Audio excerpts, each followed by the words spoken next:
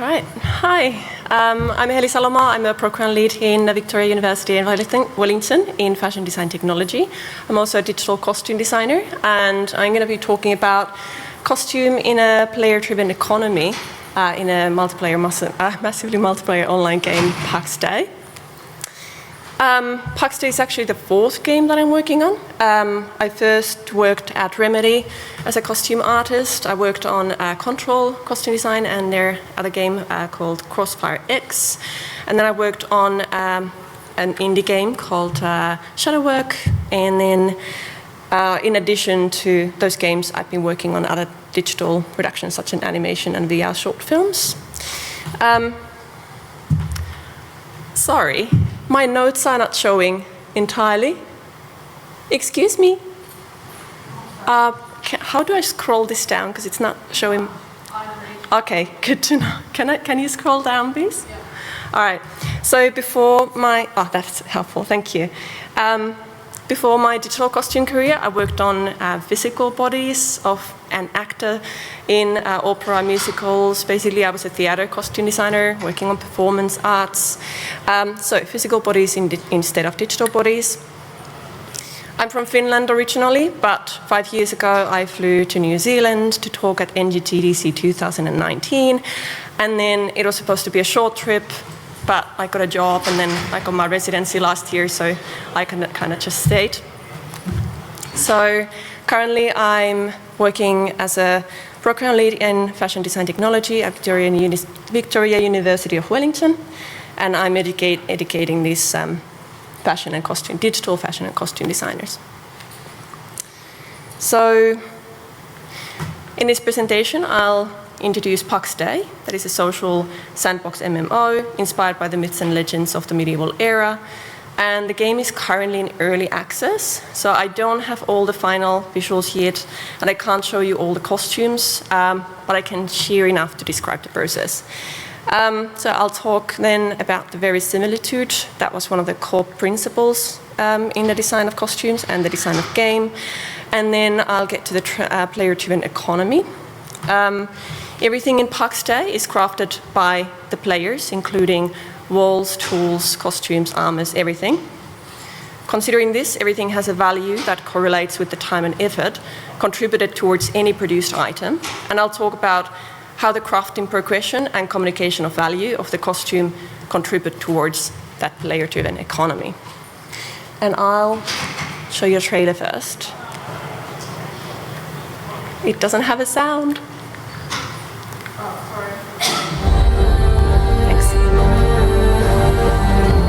Its treasures call out to be discovered. Its ancient secrets beckon us ever deeper into the unknown. The further we journey from the safety of the light, the greater the rewards and the dangers.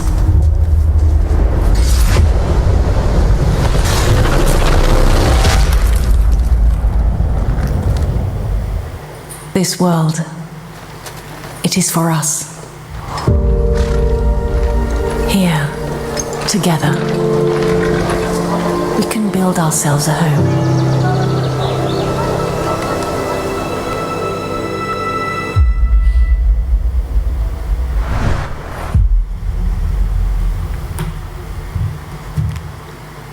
So, although the myths and legends in Pax Dei are real, the game is built with the concept of verisimilitude in mind. It means that the game has a sense of the real world that resonates with the mental image we have and share of the medieval times.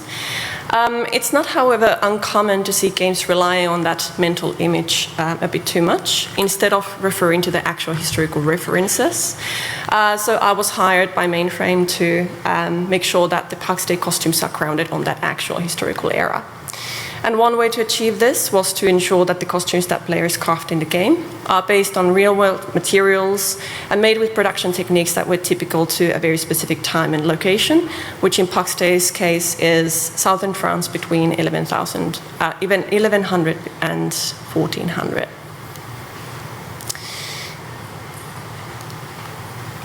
Sorry. This is one of the instructions I provided with the team, for the Pax Dei team, to avoid the historical inaccuracies that you might see in games that might be relying on that kind of mental image of the medieval times. This crisscrossing type of lacing that we see in so many popular cultural products that are after that kind of historical vibe was actually not used in medieval times. Instead, the lacing was never a decorative but a functional feature that was used to fit the garment to the body. And you wouldn't see it on a loose clothing or any visible location of the garment. The garments instead were spiral laced with a single yarn, as you can see in that picture below. And that's a very different look to the crisscrossing. And here's one of my costume boards where I demonstrated how that works in one of the Pax Dei garments. Another way to bring historical details to costume design was to use a sort of an arming point to add our modular components together, like sleeves and bodice pieces. Arming points were used in medieval and Renaissance times to attach armor pieces in the underlying garment, or to attach garment pieces together. Another way to guide the historical accuracy in Pax Dei was to layer the outfits and armors according to the conventions of the time. On the right, you can see the angels wearing a middle layer, outer layer, and an outdoor layer, and they are assumedly wearing something, an underlayer under all of that. And Pax Dei has a similar number of layers and similar function to those layers. We did deviate from that medieval dress code, though, allowing dresses to be worn with armors that was definitely not historically appropriate. We also aim to make each clothing item available for the two genders available in Pax Dei. The fashion in Pax Dei is based on the genuine European medieval fashion history, but it's not an accurate depiction of that historical era. And there's a couple of reasons for that. Sorry, can you scroll down again? Thank you. Fashion at any point of the human history is always a response to the political, social and cultural events of that time. In Pax Dei, same as medieval Europe, for example, the technological advancements are similarly modest, and people defend themselves against external forces with armors. This, in medieval times, led to the invention of arming points, which then made its way to everyday wear. And although we imagine similar sequence happened in Pax Dei, the cultural and social history of Pax Dei is not the same as the historical equivalent. That left me some room to take the historical references, but to adjust them to apply to the Pax Dei's version of the history.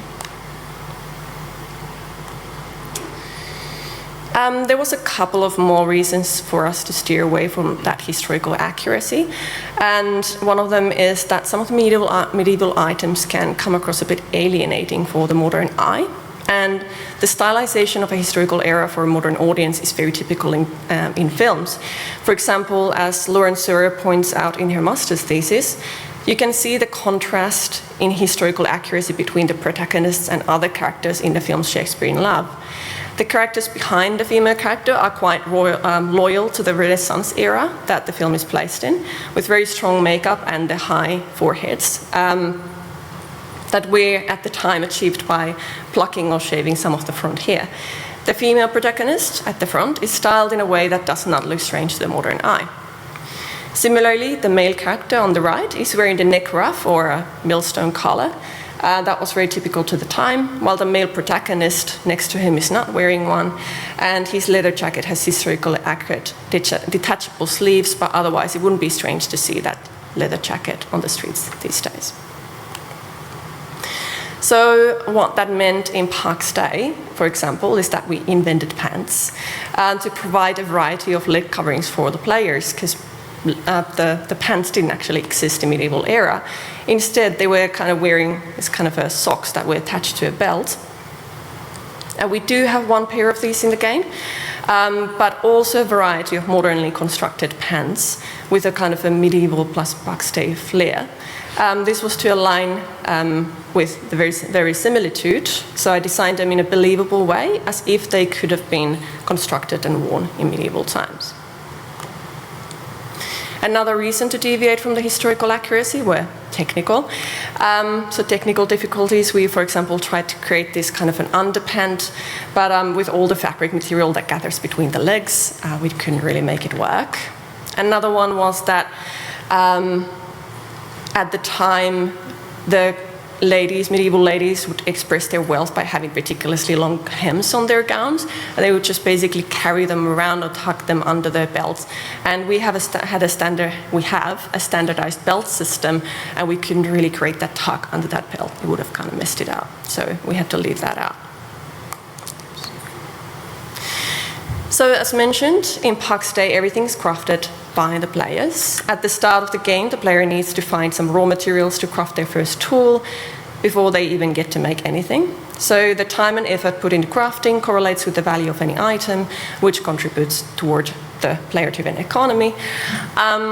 And based on this presentation, it could seem that Pax Dei is a costume game, but it's actually not. The crafting progression that I'm going to introduce applies to every item in the game, such as equipment and buildings. But of course, from my perspective, I'm just focusing on costumes because I'm biased and that was my job. So here's the settlement of mine and my research assistant, Hugh Eckenbeck. We have a guild called Tailors, and it's just two of us this far. And I'll use this to demonstrate the in-game costume manufacturing process. Before producing any costume item, the player needs to build a spinning wheel, loom, and a tailoring table. And the actual crafting of a costume item works as it does in real world and as it did in historical era. First, the player needs to find a fiber that in the early access version of the game can be just wool, cotton, or linen, but the jute and silk are coming. Then player will bring that fiber to a spinning wheel and spin it into a yarn. And then that yarn is brought to the loom and woven into a fabric. And then that fabric is taken to the tailoring table where it's cut and sewn into a garment. My research assistant tracked the time spent to produce the first costume items, and it took him 2 hours to collect resources and craft a spinning wheel, and 29 hours to unlock the tier 1 for cloth and leather. And the tier 1 is 1 out of our 6 tiers, so like level of quality available in the game. So 16 hours of your time gone into a shoe makes you really value that pair of shoes. And how do we make sure that the other players that see you wearing that pair of shoes understand the time and effort that went into them? In the medieval society, people were able to read the value of textiles and cut of clothing as fixed signs of profession, wealth, social standing, reputation, and geographical provenance. And we are similarly communicating these aspects through clothing in Pax Dei. So communication of all kinds is a significant social feature in Pax Dei, and from this perspective, the clothing system is one of the most important social systems that is implemented into the game. But again, I'm a little biased. In Pax Dei, clothing's value is visually communicated by the fit to the character's body, quality and quantity of the fabric, number of the clothing layers, access to materials, the quality of tailoring, and the level of surface design. And I'll explain some of these in the following slides. The clothes also respond to the environmental conditions and events of the gameplay and wear out all the time, which affects both their visuality and functionality. This furthermore plays part of the role-playing aspect of the game, revealing the age and conditions that impacted the wearable item. To successfully communicate the different amounts of time and effort gone into each item, we've used a hierarchical crafting framework that in the costume system appears as different progression types. Progression by form and construction, by fiber, by color, and by surface design. If we look at the progression by form and construction first, we've defined 6 tiers, so levels of quality. The low value tier 1 garments have simple construction, less body coverage, simple attachments such as wrapping and tying around the body, simple pattern cut and just the very basic or no details. And the high value garments have complex construction, maximum volume coverage, advanced attachment methods such as buttons and buckles, and complex details. In armors, the tiers also respond to the historical era. So the lower tiers are inspired by the earlier part of our time frame, which is 1100, and the higher tier ones are inspired by 1400. Just like in this example, the garment has gradually more body coverage and more details towards the higher tiers. And the reason I did all my costume concepts in grayscale was because they are to define the progression by form and construction only. And each of these versions can be crafted using different fibers, dyed to any color, at any surface design available for the player, and so on. Most costumes span only 2 to 4 tiers, so this 5 tiers available for one is more than we usually do. There's just another example. So lower tier garments are shorter, sleeveless, and so on. The progression is modular, so we could add sleeves or a longer hem or a collar as the version of the garment is manufactured on a higher tier, on a higher level. Some garments have interchangeable modules. For example, we have a robe with 4 different sleeve options. And this peek into the sleeve system was posted on the Pax Dei Facebook page, so you can go there and watch it properly, since I'm just going to jump on. One of the features guiding the design of the costume comes from the process of the manufacture. As you may know, fabric comes out of the loom as a strip of a certain width that responds to the width of the loom. And in medieval times, the fabric was extremely valuable since it took a lot of time to weave any amount of it. So we can imagine we have 2 strips of fabric. We use one for the lower tier garment and the other one for the higher tier garment. And since the effort of making a piece of fabric was high, the garments, or lower value garments, were cut out of fabric in a way to retain as much of the material intact as possible. And that's why historically the lower value garments were constructed of rectangle pattern pieces. This, however, does not result to a very good fit on the body. Rich people could afford to waste some of the material and cut into the fabric and to form it into the body. And this type of fabric cutting and construction would also require high skill in tailoring, which furthermore added value on the garment. So this is how much fabric waste would come out of these pattern cutting types in comparison to low and high tier garments. And this is how it works in Pax Dei. Although in the game you actually don't see that process of cutting and layout of patterns, you just take the fabric to the tailoring table. The kind of result of this process is evident in the final garment. So the low tier garments, as you can see here, is constructed with the rectangle pattern pieces and need to be gathered to the body with the belts, while the higher tier garments are always tailored to the shape of the body and have a good fit on the body. I constructed all the costumes in Marvelous Designer, so that helped me really accurately delivering that idea or that effect of the pattern cutting on the fit of the garment. Interestingly, this effect of the process detail expanded beyond the costume system.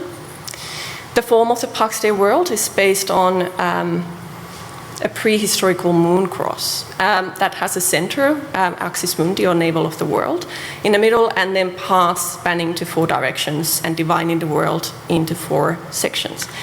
In Pax Dei, this is a religious symbol and used as a design element in a lot of items appearing in the world, and the original photo of Pax Dei was this too. And we needed a place at the back of some garments to place a symbol or a crest, and the moon cross inspired that placement. However, it wouldn't have made sense to cut into the fabric to cut out a circle, so I suggested that we'll turn it into a rectangle to save the fabric, as this was historically a more accurate use of the material, and eventually this costume constructional detail changed the logo of the game from round to square. Then we have the progression by fiber. Some of the fibers are harder to find and gather, which makes the, for example, silk more valuable of all the fibers, just like its historical equivalent.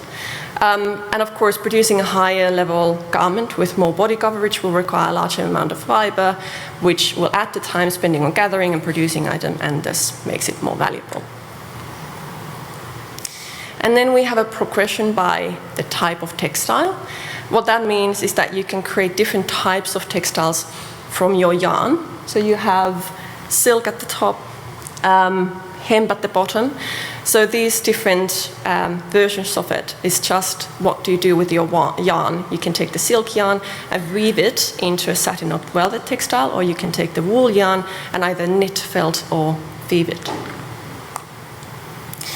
And then we have progression by color. Here's the selection of colors that will be implemented in the early access, maybe soon. As part of the costume system, I researched dyes and dye processes used in medieval era. And as dyes were all natural resources, of course, the environment team needed to know which plants, minerals, and other dye substances are available in that historical location, southern France, in 1100 to 1400, and place them into Pax Dei accordingly for the players to gather and color their clothing. And similar to fibers, again, some dye stuff is harder to get and require more travel to gather, but those ones also provide a more saturated color. Dyes react differently depending on the type of fiber and textile they are applied to. So the material properties of the fiber affect the brightness as well as the saturation of the color. So for example, jute doesn't dye as well as cotton and silk. And to add a bit more variety, most costumes have primary and secondary color regions that in the tunic's case result to 8 different color combinations. And then we have progression by surface design, and this refers to any type of embellishment or surface pattern added on the garment. And we have a couple of methods to use to decorate the surface of the costume. In here, in hierarchical order, these are stitching, block printing, embroidery, and beadwork. And then these methods can be used to create different pattern designs. And furthermore, each pattern has different levels of complexity that further communicates the value of the garment. With high quality materials crafted with high skill, the player can achieve a highly complex version of the pattern decorated with beadwork, for example. Also, depending on what type of textile the player chooses to weave their yarn into, affects the texture of the fabric, which affects how the surface design applies. So, for example, if you take a wool fiber, knead it into a fabric and apply block print, that's how it appears on the first picture. And in the last one, you can see silk yarn woven into satin and then embroidery applied. And lastly, we have a placement, the placement and coverage of the surface design that communicates the value of the costume. And here's a very early mock-up on how that could work on a dress. The colors here are not accurate, they just indicate a type of a pattern. So for example, the yellow and white are for linear patterns and the red is for the crest. So the coverage and variety of surface design and like a combination of surface design types increase towards the higher level of garments. And here's a mock-up that I put together in Marvelous Designer that shows potential combination of progression in form and surface design with very specific type of patterns or set of patterns. And here's a quick reel on how those colors, textile types, and patterns can work together.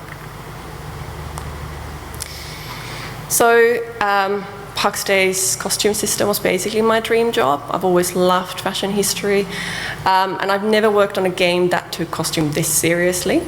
And the mainframe team was super lovely. I was mostly working in Finland with the art director Saku Lehtinen and the lead character artist Hugh Skipor and the character technical team lead Anne Seppänen. And since the game is still in early access, I can't promise that you'll see all these features, these items, exactly as I presented them in the game, but at least the system and the process is accurate, and that will definitely be there. To conclude, sorry, can you scroll a little bit? Thank you. To conclude, in historical context, clothes were really hard and time-consuming to make, and that labour simulated in Pax Dei builds value for the crafted items. And in Pax Dei, we communicate value with different progression types. And what my role in Pax Dei encompassed was the research into the historical era, building the costume guidelines for the team, and then designing about 70 wearable items plus jewelry, and the formative progression for each of these items. Then I did research and consultation on which fibers, textile types and dyes were used at the time, and how to process them, and the relative value of them. And then I did research and consultation on the surface design methods, and I designed the placements on the garments, and I designed dozens of linear and full surface patterns and their progression by complexity. So the extent of the variabilities we have for the costume gives players a lot to play with and provides tools for immersion, role play, and self-expression. Thank you.